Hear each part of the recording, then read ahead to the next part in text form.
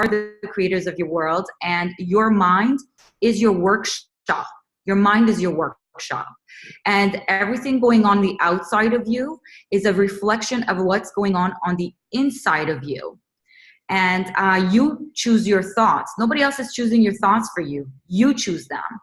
And your thoughts become your life. And make no mistake about it, this is exactly the way it works. So we're going to take you on a journey today with Carolyn. She's going to we're going to read the first I'm going to read the first law, the one of the first invisible laws, which is the law of thought. Law of thinking. The law of thinking, exactly. And then Carolyn will share a story and we'll show you how it applies in your everyday life, and we'll break it down. And we'll stop around 7:30 so you guys can ask all your questions and, put some thoughts down as we talk, okay? So hold on. Yeah, it's important because, the material that we refer to, it always brings up something, right? There's always going to be something that comes up that you hadn't thought of before, something that applies to your life. So take out a notepad, and we're going to share these 11 forgotten laws, as Bob Proctor actually calls them. They're not so forgotten. They're in the book. They're found in the book, Working with the Law by Raymond Hollywell. And it's a book that we're going to study in the 8 a.m. Mindset Mastery book study club. But we wanted to, they're so important as an overall kind of, they encompass everything that we teach, everything that we live. So the first law of thinking out of these 11 is what we're going to talk a little bit about today. And I'm going to share a little bit of a story that's not, our usual upbeat story, but it's how I applied the law of thinking in my life. So do you want to read the 11 laws just as they are? Well, I was just going to read the first law, which is the law of thinking, and we could definitely go through the 11 laws, but I don't want to confuse anybody, and I want us to really focus on one law at a time. So why are these laws there? They're in order to embrace a life of success and happiness. These 11 laws need to be understood. So the most important thing is to understand them, because these laws work the same for everyone at any time and everywhere.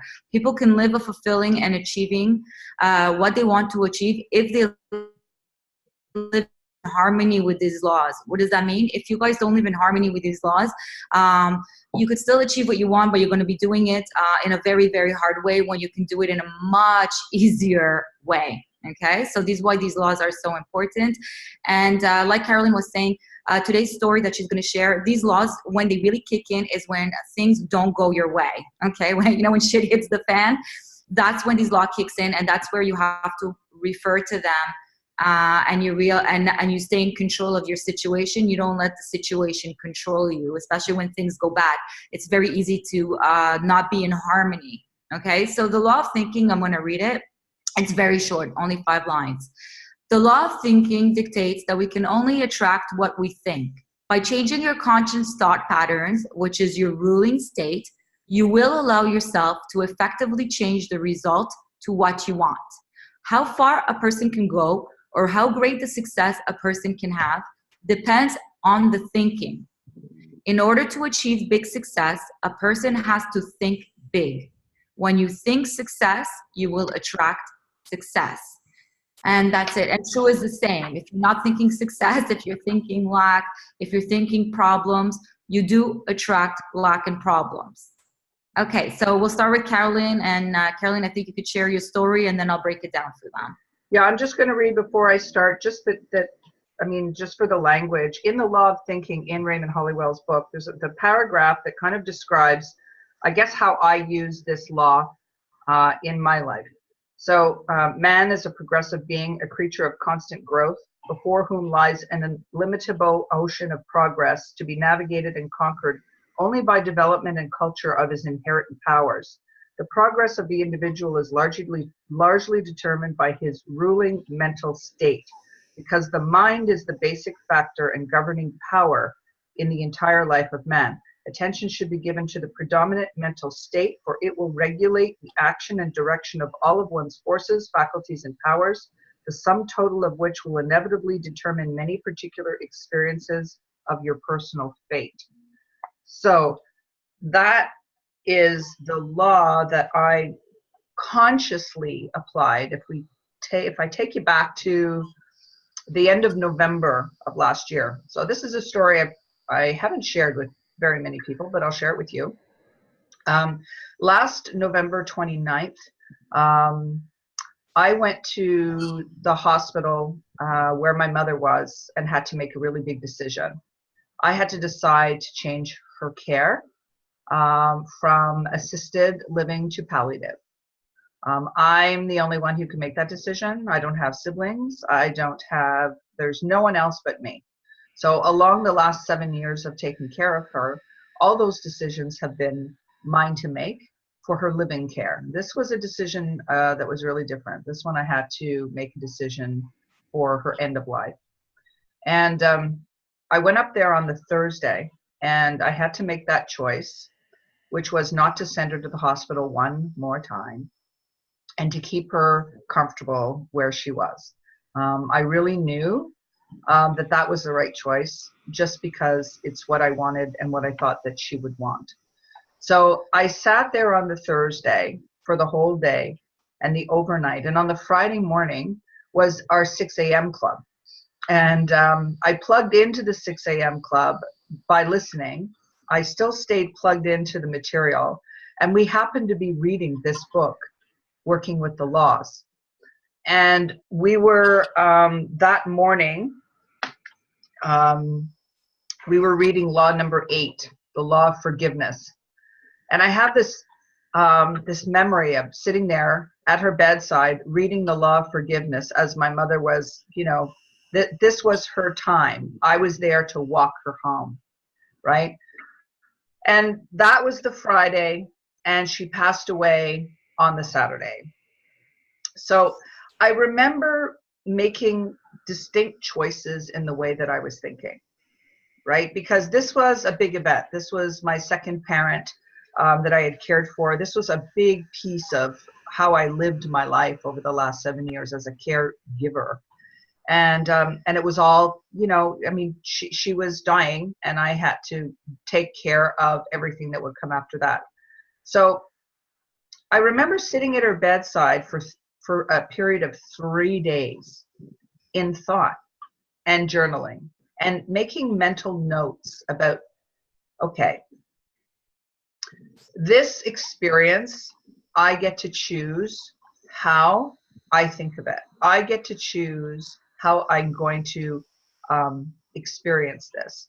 It could be a catastrophe. It could be a very big emotional, or I could just choose to look at it in a way that was of gratitude and forgiveness, because in my particular case, I cared for a woman who wasn't really a great caregiver to me.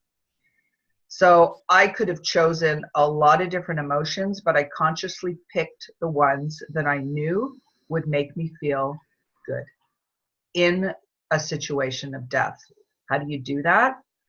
You get to consciously choose how you want to frame this situation. So my mother passed away on the Saturday, and I have a habit after my 6 a.m. club to go for a power walk every single day. So on Tuesday, I was out for my power walk, and there was no ice on the ground. There was nothing in my way except for a big rock that managed to lodge its way underneath my right foot. And I went down on the pavement.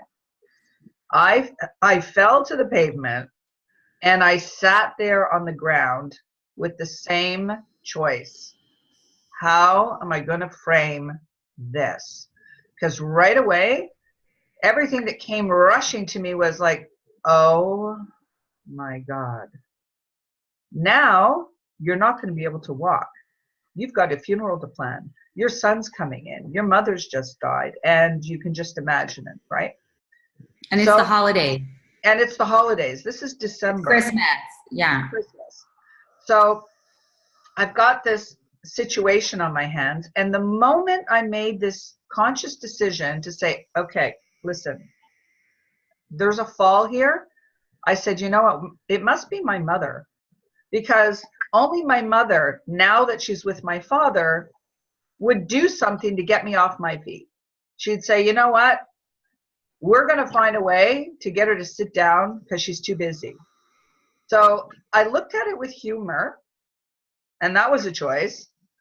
And then right away, these two gentlemen with like in their cars came right over to me. They got me in their car. They brought me back home. And as soon as I got home, I picked up the phone, called my sister-in-law, and she was there. She took me to the hospital. They said, yeah, you fractured your ankle. And we did wheelies with the wheelchairs, right, in the hospital. She said, how can you laugh? How can this possibly be funny? I said, well, what's my choice? I get to think of it how I want to think of this. This could be another, like, oh my God, this is like, how am I gonna? But I chose calm, and it was conscious. Like it wasn't some magical force that took over me. It was me applying this law of thinking the way I wanted to think this through. So this is what's so nice. When your world is in chaos, you use the laws to bring it back into harmony.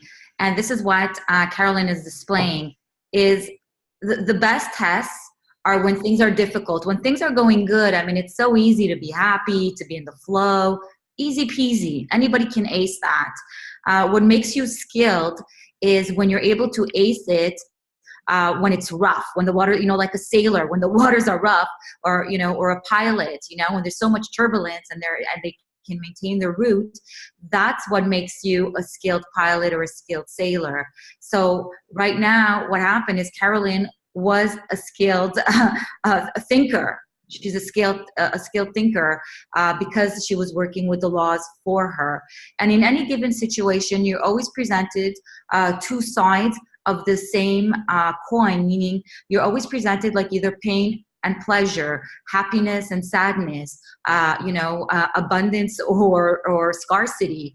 And you decide which one you're going to go with, and your experience follows the thought. Your experience follows the thought. Her doing the wheelies was a result of her thinking, I'm just gonna, I'm gonna be okay with it. I'm just gonna have fun with it. That's the way it's gonna be. She did not go into victim mode, which is, what am I gonna do now? She's at the mercy of her circumstances. My son is coming in, the holidays, my mother just passed away.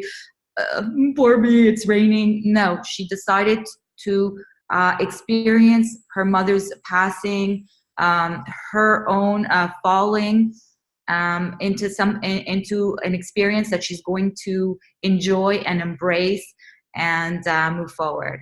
So these are the choices.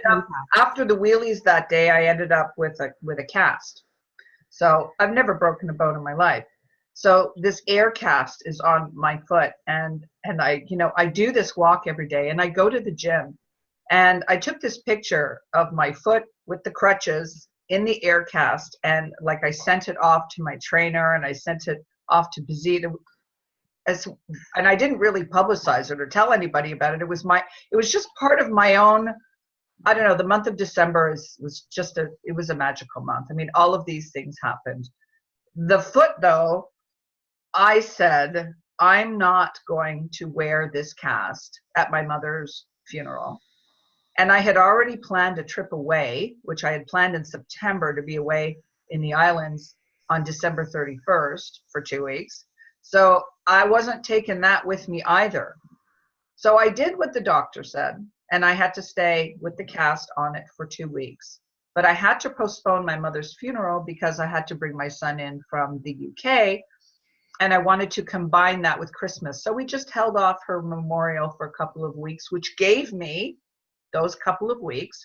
But what I chose to do with my foot is that I sent it love. So I consciously focused on that injury and healing it and mending it and gifting myself this. I said, I'll do what the doctor says, but at the same time, I'm going to go beyond that, and I'm going to think it well.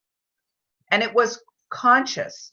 So I, had the cast on, but when it came time for my mother's memorial, I wore it I took it off there, and I was able to walk around freely at my mother's memorial. And then we had Christmas. And the interesting thing is, if you know me, I'm not somebody who asks for help very often, but this forced me into a place of allowing, right? So it was my right foot. So my son was in from the UK, and he said, no problem. I'm just going to drive you everywhere.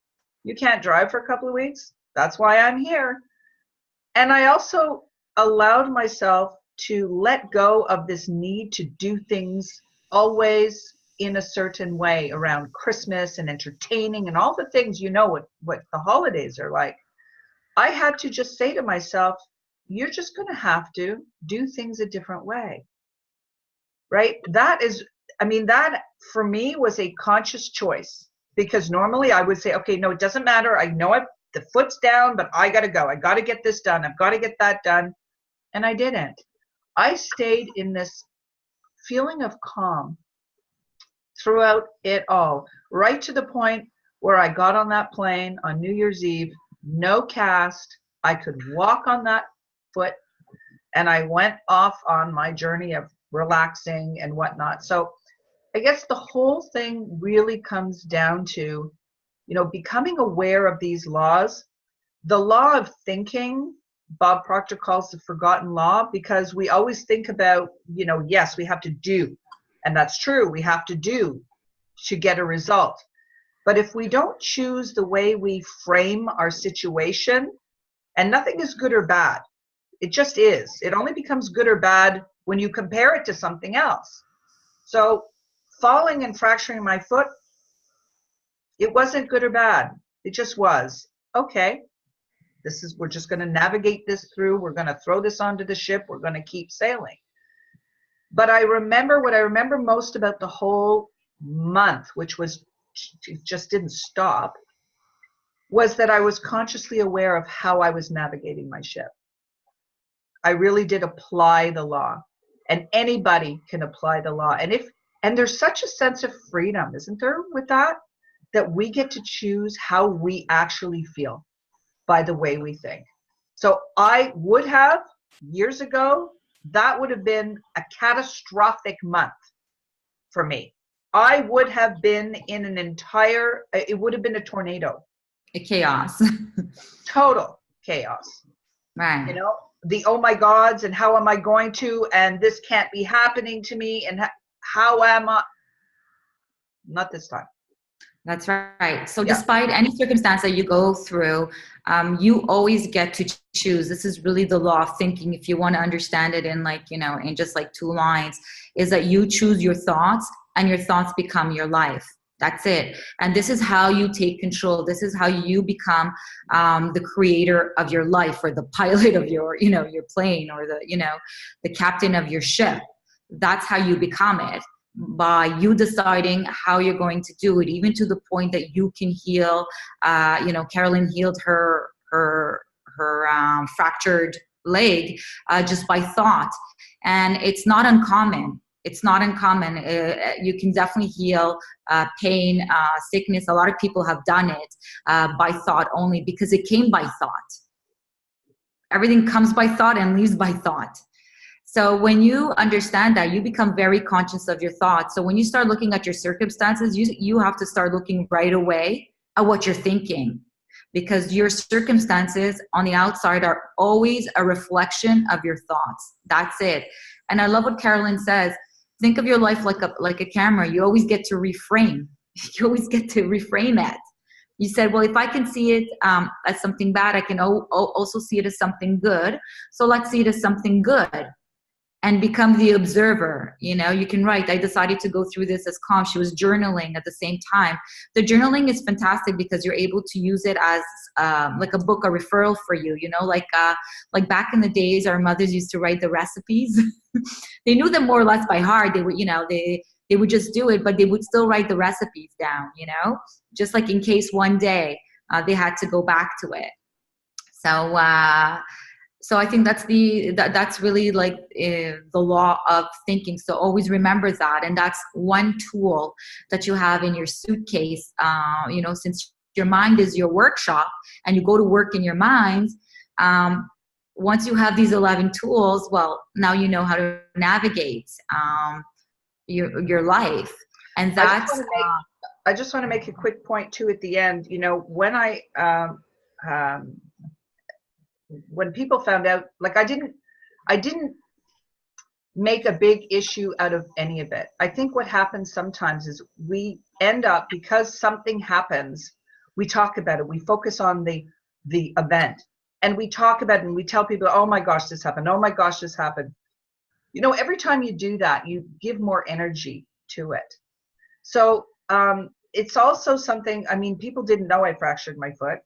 You know, people said, what happened to you? Like, how come I didn't know? I said, because I didn't focus my attention on it. It just was. It was just something that was going on. But you know, we don't always need to be talking, and yes, you got to solve it. But I think we all tend to. I know I did. Focus on the perceived problem instead of the solution that's always right there in front of us. But we can't sometimes see it because we're focused on the problem.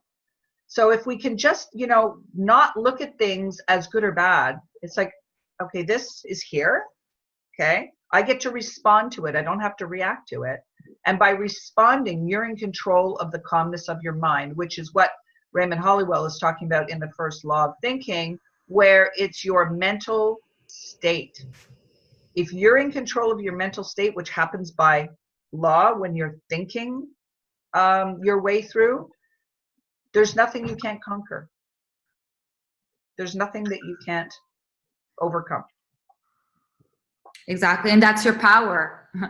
That's your power. This is really what you're here to do, is you can create anything you want, and you have to use the power of your mind. So again, not being at the mercy of circumstances. I love what Carolyn said. Of course, when people ask you how you're feeling, it's so important. You got to stay in the vibe that you choose. If you're like, I'm going to make the best of it, how you feel? I'm feeling great despite what's going on. You don't talk about the issue. You don't feed the problem. You don't feed the sadness. You don't feed the pain. You feed the pleasure. You feed the excitement, and it goes contrary to what's happening.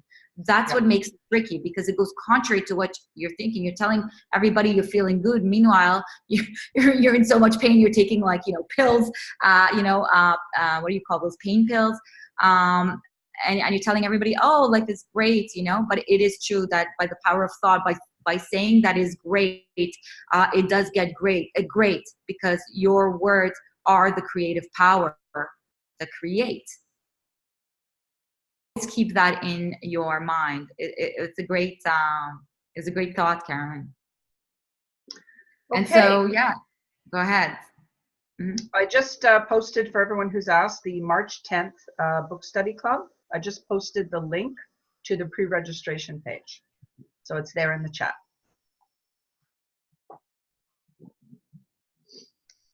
Right, I'm just looking. Can your hair survive damage? So I don't know if you guys, I don't know why this came to me to share this with you, but I don't know if you guys watched The Wizard of Oz. Have you all watched The Wizard of Oz? Yeah, okay. So in The Wizard of Oz, there's one line that is so powerful. I was just looking, I was going to read the,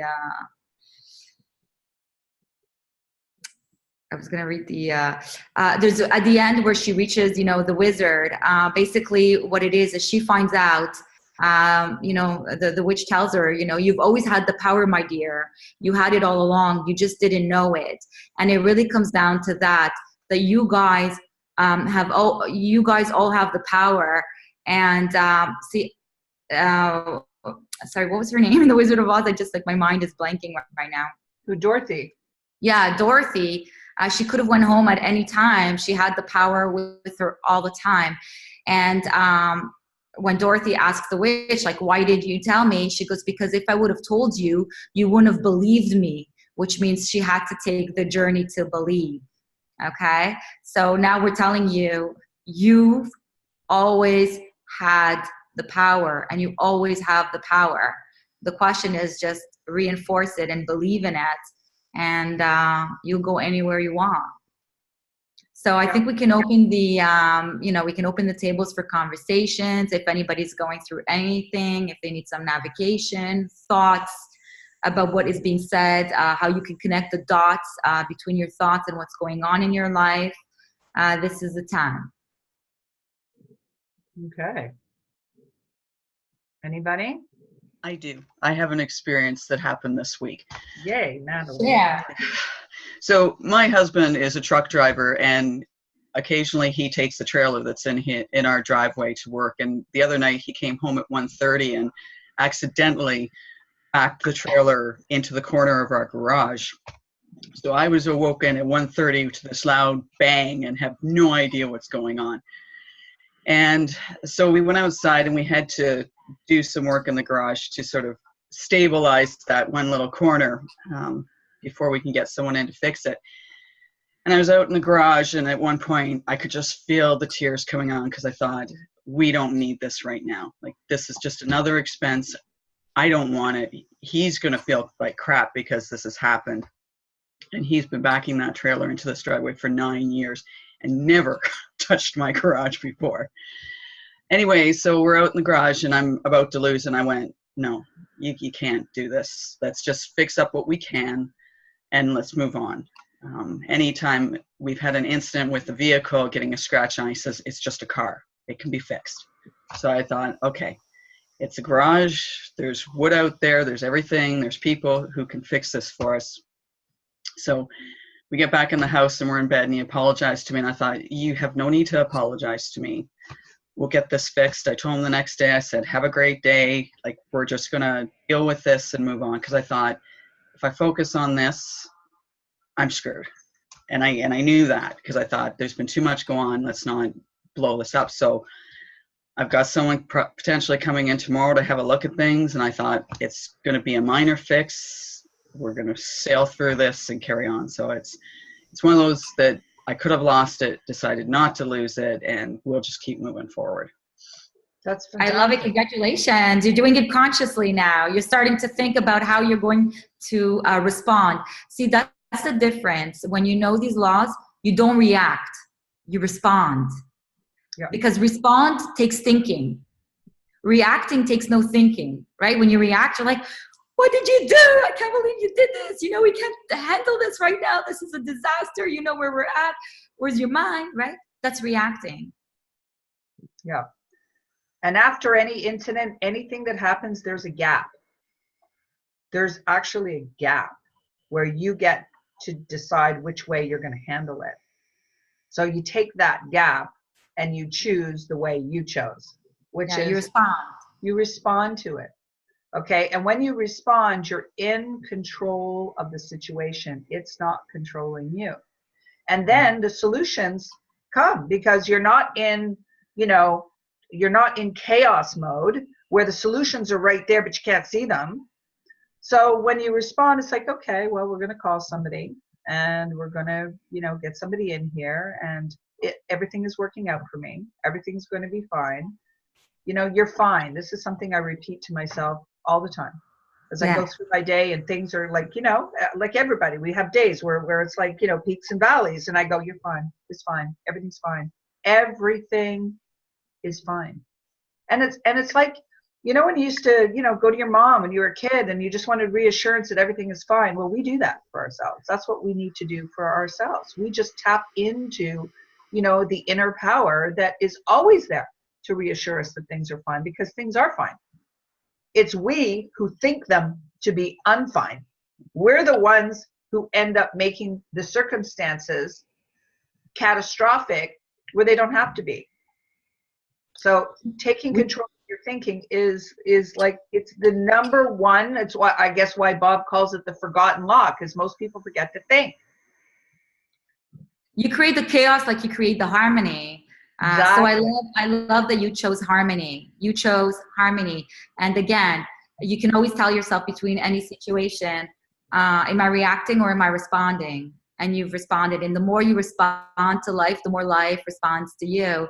And so now what you got a picture, if you want to manifest it, I would say see your garage, see somebody coming to do it like just out of their hearts, okay? Like they're gonna come, they're gonna do it, you're gonna be grateful. Maybe you're having dinner, you invited somebody for dinner who came, they came for dinner and they saw your garage door and they said, hey, let me fix this for you. It can happen in a way that's more creative, not necessarily the way that you know how to do things, which is call somebody up to fix it. It can come in a very creative way if you think it and picture it into existence. So I want you to know that you have these opportunities also open to you. This is an opportunity for you to use your creative mind to get the garage door fixed. So why don't you have fun with it? Yeah, think about it. Imagine it already fixed and it looks great, and how good it feels, and how great it was that somebody just. And it didn't cost you. Yeah, if you don't want it to cost you anything, it could cost you nothing. If you want it to cost you just a little bit, you could say, "Oh my God, it cost me almost nothing." You decide. That's the fun part. You decide. You want it for free? Who knows? You know, somebody might just show up at your door, a friend, something, and they know how to fix it. Who knows? And that's when you'll be like, "I can't believe it," on our next call. Yeah. You know? Yeah. So use this as an opportunity to have fun and see what you can create from your mind, you know, to fix that. Yeah. Go ahead. Anybody else? Please do share. The more you guys share, the more we're able to work together. Mastermind with you, you know? So please use the power. Good morning, guys. Is it okay if I say something? Good morning. Thank you so much. I wanted to share something really interesting. It's happened twice already, and Pazit already knows, but I don't know if she knows about today. So the first time I spoke with her, and we started to break the barriers of what I wanted to do, and I wanted to ask you guys the difference. How do you know whether it's your thinking or it's your paradigm, which could be 2 in 1? So the first time around, we talked about what we literally just broke open, and I made a decision. I went down with a horrible cold the next day. I mean, it was horrible. I couldn't get out of bed for like a couple of days. And I just was smiling and thinking, this paradigm is trying to like knock me down. I knew immediately that's what it was. But I was like, okay. So this week on Thursday, we had an incredible, call with her, mentoring me and all these things. And immediately after the call, it was like, this horrific, I thought it was strep, and it was just, I couldn't, like my throat, I couldn't swallow, I couldn't talk for 3 days. Like today it's getting a little bit better, and I smiled and I was like, dang, this paradigm is like, doesn't want me to get anywhere, or is it my thinking that I'm freaking out about, even though I had so much peace in the call, and I visualize now every day, it is I live in a different reality since that call. Mm-hmm. Completely different reality. It was so funny. And I went to this book. If you guys don't know this book, this is incredible. It's from Louise Hay, and it's something about healing your body. So it talks about body parts and how, Yeah. You can heal so I went directly, it's called Heal Your Body. I went directly to the throat, and it talked about, which I thought, it gave me chills. It said something along the lines of allowing yourself to be free to be you, right? Free to be me. And I smiled and I was like, dang it, that's what I told Pazit on the call. I was like, I just want freedom to be me. And immediately after that, like after our call, is when like I literally couldn't swallow. It hurt. I've never had a throat ache in my life, ever. I've never had strep. I've never had anything. And so, of course, I chose to think, this is nothing. I'm not getting a cold. I'm feeling good. And I'm choosing to think that. But since you touched on thinking, and we all know the terror barrier. How do you know? I mean, I know how to handle it, right? So you can respond and choose, like you did with your ankle, and how you did with the beautiful passing of your mom and all these things. I'm choosing that path. But how do you know? It's easier to tackle when you think, well, this is my paradigm, or this is my thought, or is it one in both? So that was my question. I have a quick thought on that, Pazit. Yeah, take it. So when we let go of energy that no longer serves us, that energy has to go somewhere, right? So I don't know if you've ever had like a deep tissue massage or Reiki massage. You know, typically after a massage, when you're having somebody move energy, I mean, the meridians and the chakras are all being kind of realigned. your energy leaves your body. The toxicity leaves your body. The old patterns, they all leave your body.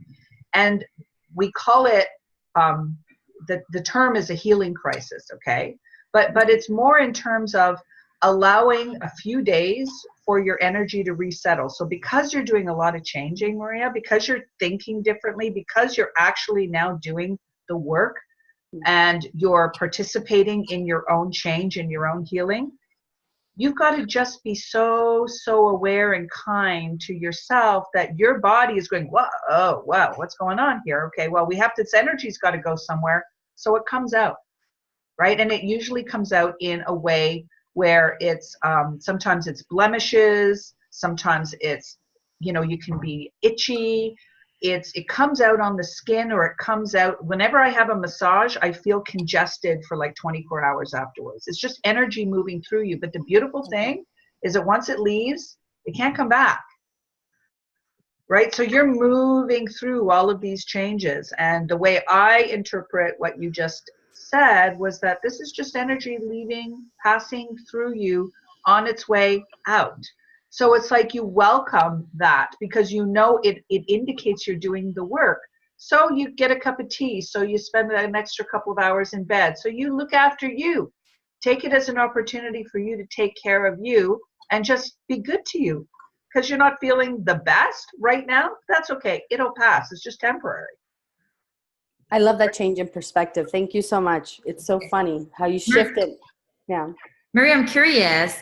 When you looked up strep throat, I use that book all the time, by the way, because it's linked to an emotion. What is it linked to? It says, actually, it tells you to look at throat and sore throat. When the one that I loved was not this one, but this one says holding in, feeling unable to express the self, and it says, I release all restrictions.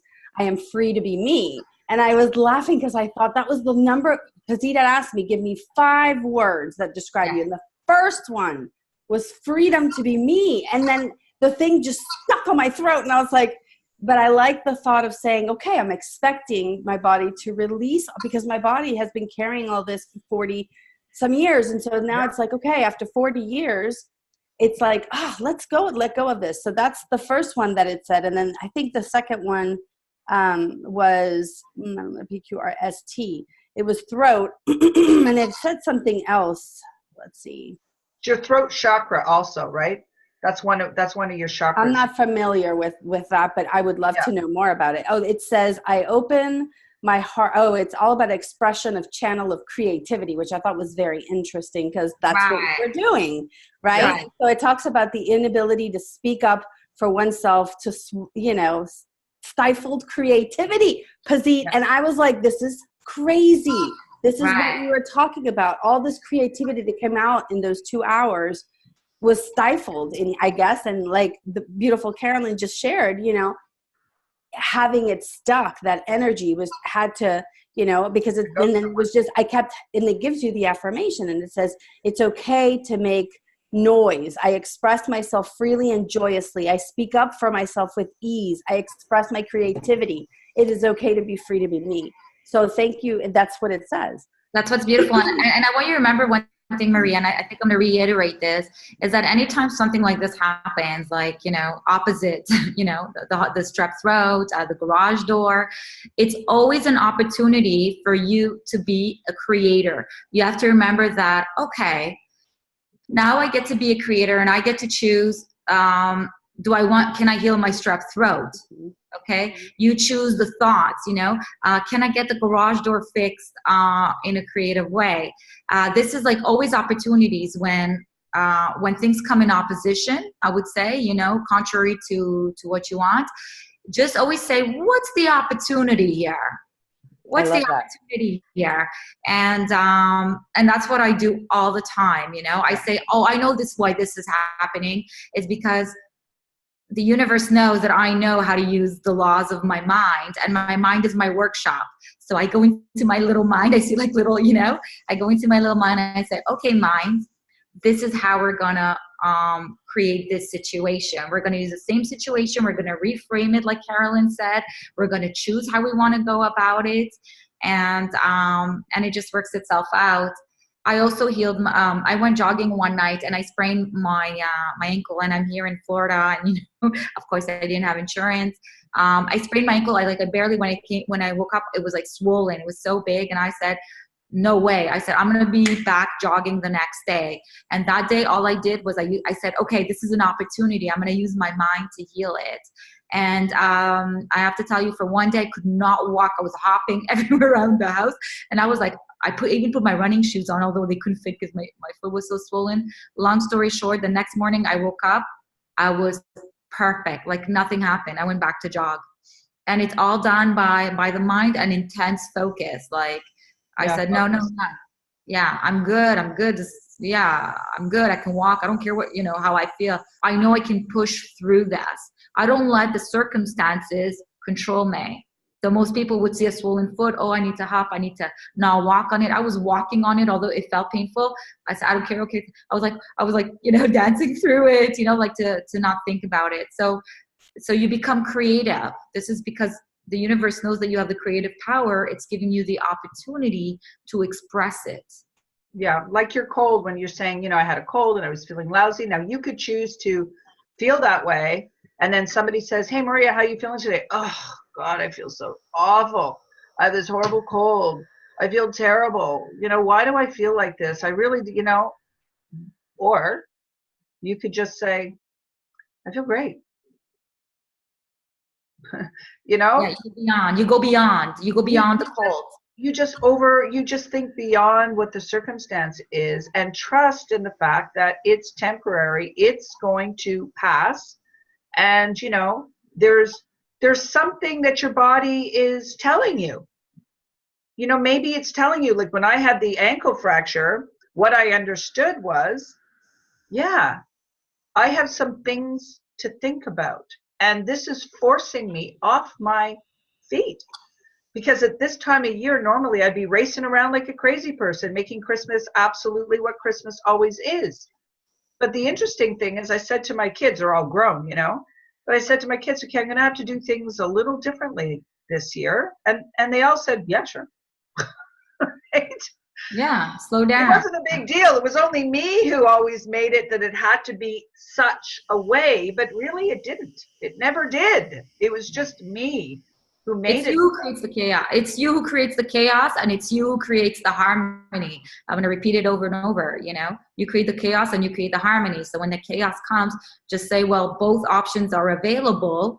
And like Dorothy, you can choose which path you want to walk on, So, it's up to you. And you have to remember that you always have the power, my dear. You always have the power, my dear. Actually, I found the script. I put it in the chat box. Yeah, it's kind of fun to read out. Thank you so much. You're welcome. Valerie, do you have a book out on chakras by any chance? Why, yes, I do. So here's the picture. The purple one, that's the picture of the Vishuddha chakra. Very pretty. Behavioral characteristics. I just wanted to share this because this speaks to everything. The Vishuddha chakra is the chakra of spiritual rebirth. It encompasses the 5 planes: physical, astral, celestial, balance, and human. It also includes awareness that bestows bliss, the vital life force throughout the body that brings balance of all the elements, the air that cleanses the body and is charged with negative ions, and the air that regulates the blood flow.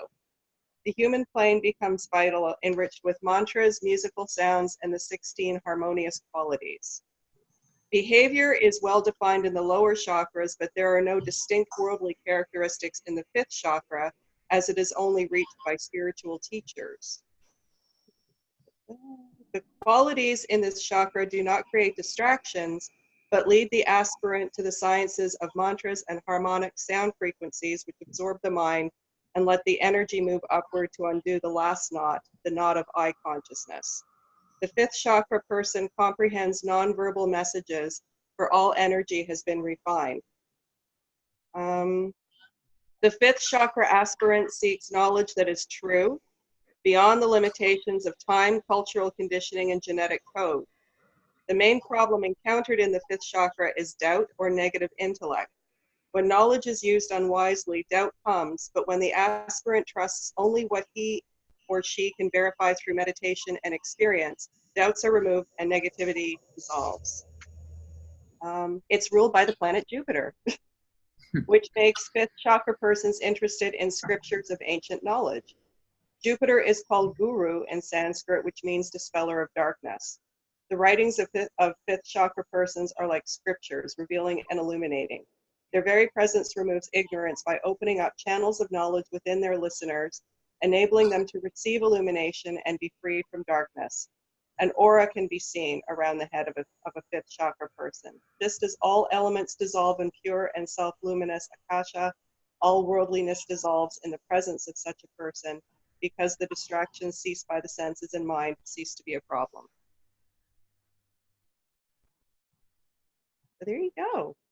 I think that's pretty cool. I think, thank you so much for sharing that. It's so much fun to learn, right? So much. That's the power of a mastermind, is that everybody brings, you know, she's chakra book and explaining to us different things. I think, Carolyn, this, I got this download right now that I'd like to do as, you know, we're wrapping up this mastermind, is if everyone can share one thing that they learned today, so we make sure that the material is understood. Carolyn, you're good with that? Yeah, sure, absolutely.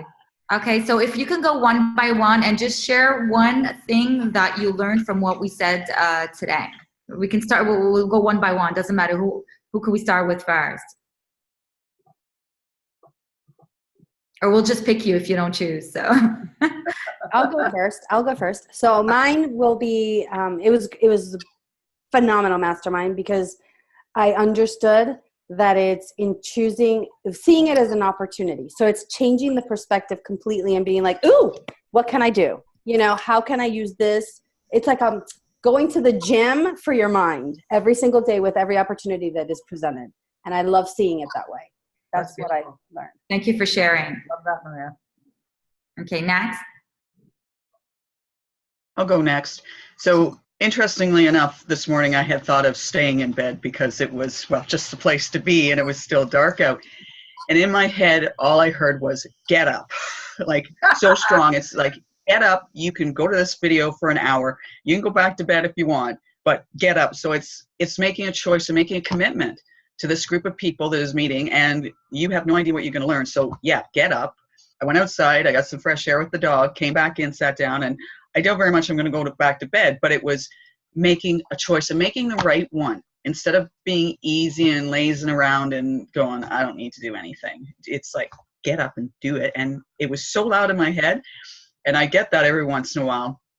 So it was cool. It was like, so I went, okay, I'm getting up then. And isn't that funny? And it's all about the power of thinking today, which is exactly about what you did. Yeah. How aligned you are. Yeah. You gave yourself a command and followed it. That's exactly what thinking minds do. Right. Absolutely. Thank you for sharing. Fantastic. Thanks, Natalie. That's great. Valerie. Yes. What have you understood today? It's just been tons of confirmation. Well, it's funny because the story that you shared about your ankle, like, it was so great, because the night before Carolyn fell, she and I were on a video call, and I said to her, you know, you really need to get some rest, because understandably she was very, very tired, right? Because of everything that she'd gone through. And I said, you know, like, you really need, because she was talking about everything that she had to do. And I said, like, you really need to get some rest. And then the next day I get this text from her. So I'm going to be getting some rest now. And she told me what happened. And I said, that wasn't what I meant.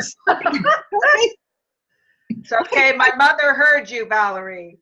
And that was what you said. She said, and she said, oh, it's my mother anyway. But the brilliant thing about not giving it legs, because here's the thing, because, like, you know, Carolyn and I, we see each other every morning and we talk and blah, blah, blah.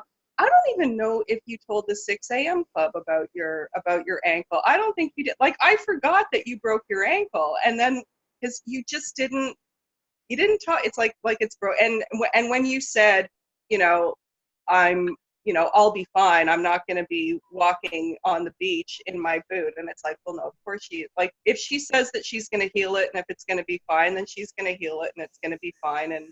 And off we go. So that was just really funny. And I made a similar decision last weekend when I got an arbitrary text from my crazy ex-husband about some random proclamation he decided to make. And I just read it and I looked at it and it's like, okay, so that's reason 5,743 why I need to continue doing what it is that I need to do. And I didn't, with the exception of a couple of people that I've just shared it with as an example of crazy, I haven't told anybody. Like, I'm not taking it seriously. There was a time when I would have called my sister and said, oh, you're not going to believe what he did. And I was like, why?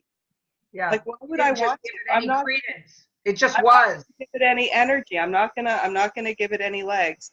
And I love that. So you're changing how you react now to how you respond. You're thinking about it. Everything is changing, and the manifesting is mental. Like, it's so stupid. Magical.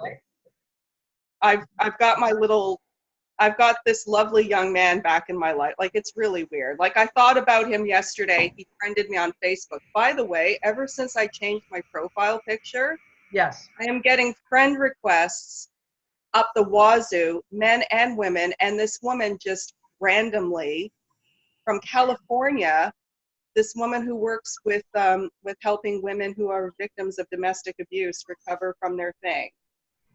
And it's like, well, that's in my sweet spot. Like, it's very magical. It's magical, and it's. And by the way, great shot. Great shot. It's great energy. Gorgeous. Oh yeah, it's hot. I'm really. I decided, like, it's time. It's all part of my branding. It's all part of what's starting to. She's a powerhouse. The girl in the shot is a powerhouse. Yep. And now I'm just thinking about how I'm going to get directly in Bob Proctor's face. Amazing. I've decided to jump some hurdles. Good. That's it. Quantum leap, girl. Quantum leap. Quantum leap, for sure. Well, on some of the talent shows, a contestant will come on to audition, and they either don't make it, or they get the 4 yeses, or they get the golden buzzer. Mm-hmm. I'm a golden buzzer girl. I should be going straight to Hollywood. I don't have time for a bunch of fucking bullshit. I just don't. I'm in a hurry. I'm on a mission. I got stuff to do. I've got kids to rescue. I don't have time for affiliate teams and all of that shit. I got to go right to the source. That's it. Well, you've got the power, so use it. You know how to do it. I feel like Bob should know me. He already knows you. The reality already exists. You just have to there. Distance. Yeah. The fact that you can think it, the fact that you have already been put into its thinking stuff, right? Yeah. It's because it's already there. Right. So now it's just you allowing for your imagination to put yourself in that space. So your affirmations or your life script, shift it around so that you're already, I'm so happy and grateful now that, I work right beside, I'm like the top consultant with Bob Proctor's organization, or whatever that means for you, right? As if it's already here, and just focus on that and focus on that. And what's going to happen. Things will start showing up. It's showing up in every other area of my life. Yeah. Well, all possibilities always exist. Steve. All the possibilities already exist. It's the one you focus on that's the one that's nurtured, right? So all the you could say, well, if this can be shit, this can also be good. They're both available to me. So let me choose which one I want. You know? Yeah, exactly. Yeah, well, I love that. And if it's not him, then BNI is going to snatch me up, because as of April, I'm the vice president of my chapter. Well, that's it. There you go. I'm in demand. You're in demand, girl. Girl on demand. Valerie on demand. I love it. Know me. We didn't talk yet, Carolyn. Thanks for all of the little nuggets and reminders of how the thinking works. Like, I'm right there with you, sister girlfriends. We're all together. We're all here. We're all here to support. You, I told the group that you're the golden buzzer girl. I love it. I love it. I should just go right to Hollywood. You're going right to Hollywood. That's it. If that's what you wish for, then that's what you get. and serenade Sir Tom Jones. That would be a dream. Damn, girl. And he would sing with me. These guys are gorgeous. Send us the picture. Send us the video. There's Wanda and who else? Carolyn. Oh, Kim and Wanda. So let's hear from Kim, and then we'll hear from Wanda. What did you learn today? Because it's very important that the material is understood. That's the most important part. So what did you understand today? Well, I did go back to some stories in my life where my thought in circumstances that shouldn't have controlled, okay? So you reminded me of that. But each time I was responsible. So I didn't have the choice. So if you make me responsible, I'm always going to use my brain and I'm going to do it right for the situation. I'm not going down. I don't have, and the words I would say is, I don't have time for this. So I don't have time for this. It's got to go. So, and I do what I have to do. Knowing that I can deal with whatever a little later when I'm on my own in some way. If it's cry, then accept it, cry. If it's yell, yell. If it's small, whatever it is, I have time later for that, not right now. So now that I know that, you remind me, I start to think, when I go in a spin and I'm not responsible, what's going on? If I have the power to deal with it when I'm not in a spin, and it's not that it's not, like when a man is trying to kill you and you've got the power because you're responsible so the dog doesn't get hurt, so I answer correctly and I handle it and the man leaves, then that's pretty scary. So why can't I handle this stupidness of somebody pissing me off, telling me, no, you can't do this, or you can't do that, and now I'm gone for 2 days, completely gone, in a like, woo, you know, or something's happening, I think it's unfair, judgment, and I don't know, but I'm thinking, is it because I'm judging it and I'm not accepting it? What's happening? That's where you've sent me to question what's happening, that I understand this and I do it in the craziest times when it's needed for somebody else or something else, but I can't save me. That's what you send me on today. Right. It's the evaluation. Yeah, I'm assessing. You're thinking what causes your results, right? Is that what it comes down to? Yeah, because the thought What were you thinking that caused that? Right. So why can't I control the thought? Why can't I be calm when there's nothing hurting me? Nothing's going to happen to me. I'm completely safe, and yet I don't necessarily feel it. Whereas when I'm totally unsafe, like my grandmother's dead, I'm going to do a presentation, no time for that right now, I'll deal with that in 2 hours. That's a $10,000 job I have to go land for the person I'm working with. So I can do it, so why can't I do it for me?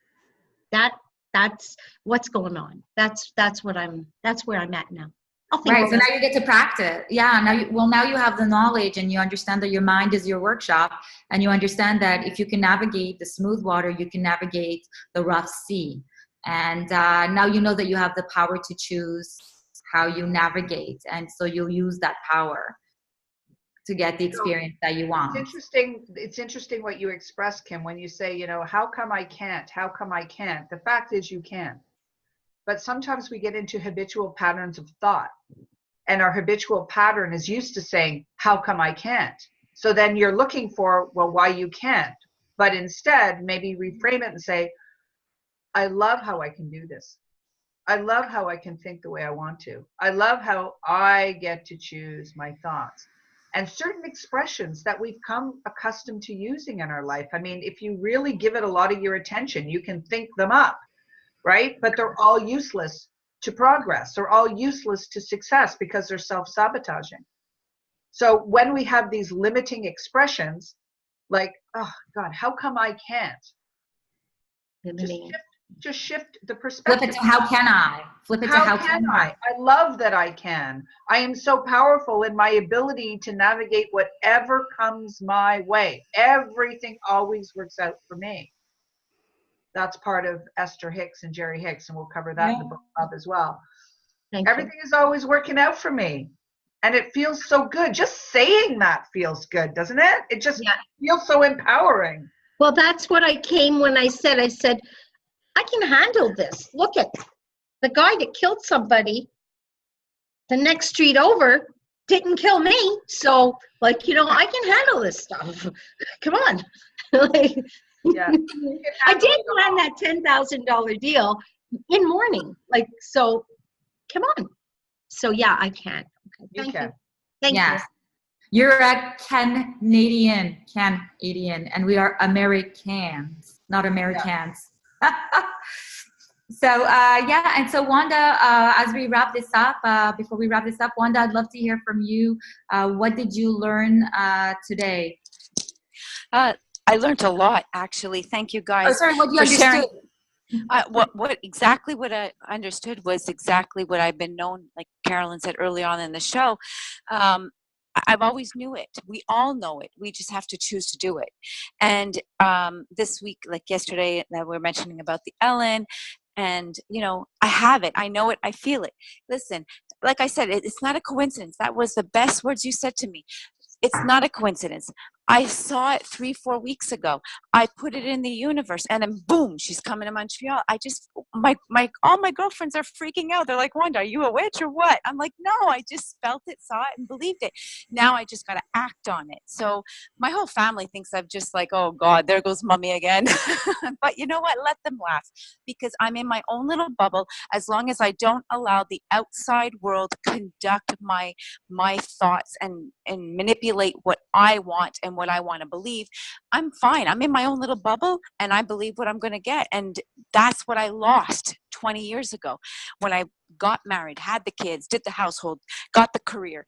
Everything was just going, you know, whether you have issues with in-laws or issues with your best friends or whatever, I got lost. And now I'm bringing myself back to my soul. And yeah, so with listening to everybody's stories, and with Natalie and Valerie and Maria and Kim and all of you, I understand all of you guys. I've lived it, been there, and still going through it. And it's like choices, like even being on this call.